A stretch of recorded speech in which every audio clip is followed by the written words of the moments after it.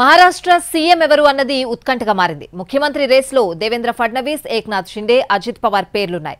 ఈ క్రమంలో ఏక్నాథ్ షిండే తన పార్టీ ఎమ్మెల్యేలతో అత్యవసర భేటీ నిర్వహిస్తున్నారు. సాయంత్రం 4 గంటలకు ముంబైలోని బాంద్రాలో జరిగే ఈ సమావేశానికి పార్టీ ఎమ్మెల్యేలందరూ హాజరు కావాలని ఆయన ఇప్పటికే ఆదేశించారు.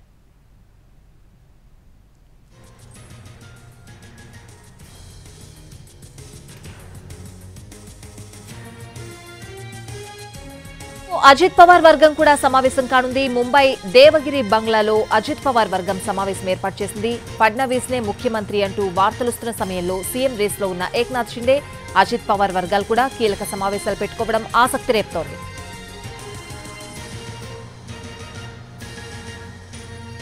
మరోవైపు మహారాష్ట్రలో మహాయుతి కూటమి విజయం తర్వాత కాంగ్రెస్ కూడా అంతర్మథనంలో పడింది. ఓటమికి గల కారణాలపై ఆరా తీస్తోంది.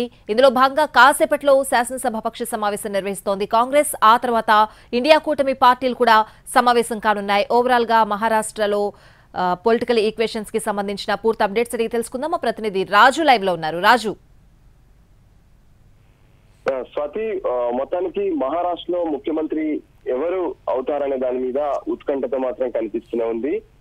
ముఖ్యంగా అంటే ఏదైతే మహారాష్ట్రలో మొత్తం 288 స్థానాలకు జరిగినటువంటి ఎన్నికల్లో 233 స్థానాలతో మహాయుతి భారీ మెజారిటీతో గెలుపొందింది. సో దాంతో ఇప్పుడు ప్రస్తుతం ముఖ్యమంత్రిగా ఉన్నటువంటి ఏక్నాథ్ షిండే మళ్ళీ కొనసాగుతారా, లేదంటే బీజేపీ లార్జెస్ట్ పార్టీగా చేరుకుంది. ఎందుకంటే ఒకవైపు అంటే మొత్తం 149 స్థానాల్లో పోటీ చేసినటువంటి బీజేపీ 133 స్థానాల్లో గెలుపొందింది. అంటే పూర్తి స్థాయిలో వాళ్ళు సక్సెస్ అయింది బీజేపీ.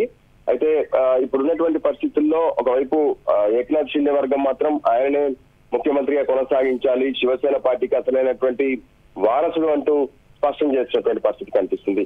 ఇక మరోపక్క అజిత్ పవార్ తను శరద్ పవార్ కు సంబంధించినటువంటి ఎన్సీపీని చీలిక చేసి తను బయటకు వచ్చారు, మహాయుతిలో భాగస్వాముడు అయ్యాడు. సో అజిత్ పవార్ ను ముఖ్యమంత్రి చేయాలని చెప్పి కూడా ఒకవైపు డిమాండ్ పెరుగుతున్నటువంటి పరిస్థితి కనిపిస్తుంది. అయినప్పటికీ ఇక్కడ చాలా కీ రోల్ పోషించేది మొత్తం కూడా బీజేపీ. ఎందుకంటే ఎక్కువ స్థానాలు గెలవడమే కాకుండా ఇప్పుడున్నటువంటి పరిస్థితుల్లో బీజేపీ ఖచ్చితంగా ముఖ్యమంత్రి పదవిని చేపట్టబోతుందనేది స్పష్టంగా అర్థమవుతుంది. వాస్తవానికి 26వ తేదీ అంటే ఎల్లుండితో మహారాష్ట్ర అసెంబ్లీకి కొత్త ముఖ్యమంత్రి పదవి స్వీకారం చేయాల్సింది. ఎందుకంటే పాత పదవీ కాలం మొత్తం కూడా పూర్తి కానుంది. ఈ నేపథ్యంలో ఈ రోజు అన్ని పార్టీలు కూడా వేరువేరుగా తమ ఎమ్మెల్యేలతో ప్రత్యేకంగా సమావేశాలు నిర్వహిస్తున్నారు.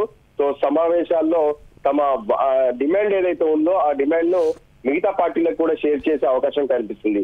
అయితే ఈ ముఖ్యమంత్రి విషయంలో తమ మధ్య ఎటువంటి భేదాభిప్రాయాలు లేవు, గొడవలు లేవన్న విషయాన్ని నిన్న స్వయంగా దేవేంద్ర ఫడ్నవీస్ స్పష్టం చేశారు.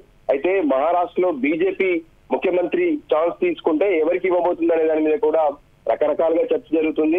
వాస్తవానికి దేవేంద్ర ఫడ్నవీస్ గతంలో మహారాష్ట్రకు ముఖ్యమంత్రిగా పనిచేశారు.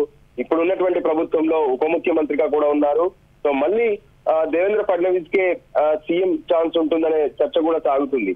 అయితే గతంలో జరిగినటువంటి కొన్ని అసెంబ్లీ రాష్ట్రాల ముఖ్యమంత్రుల ఎంపికను పరిశీలిస్తే మాత్రం సీనియారిటీ కావచ్చు, లేదంటే ఈ అనుభవం ఉన్నటువంటి వాళ్ళని కాకుండా కొత్త వాళ్ళని కూడా బీజేపీ తెరపైకి తీసుకొచ్చింది.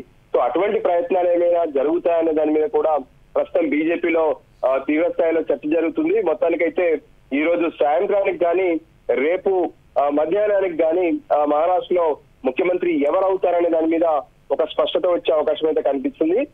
ప్రస్తుతానికి మాత్రం 3 పార్టీలు అంటే మహాయుతిలో ఉన్నటువంటి బీజేపీ, ఏక్నాథ్ షిండేకి సంబంధించినటువంటి శివసేన, మరోవైపు అజిత్ పవార్ కు సంబంధించినటువంటి ఎన్సీపీ, ఈ 3 పార్టీలు కూడా తమ వాళ్ళకే ముఖ్యమంత్రి ఛాన్స్ వస్తుందనే అంశం పైన ఒకవైపు డిమాండ్ చేస్తున్నటువంటి పరిస్థితి కనిపిస్తుంది.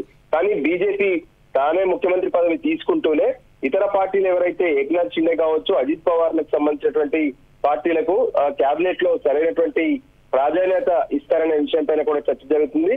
మరోవైపు అక్కడ ఎవరికైనా ఇబ్బంది ఉంటే కూడా వాళ్ళను కేంద్ర ప్రభుత్వంలోకి తీసుకొచ్చి ఇక్కడ కేంద్రంలో సరైనటువంటి ప్రాధాన్యత గల పోస్టులు ఇస్తారనే అంశం పైన కూడా చర్చ జరుగుతుంది. Right Raju, thanks for the updates.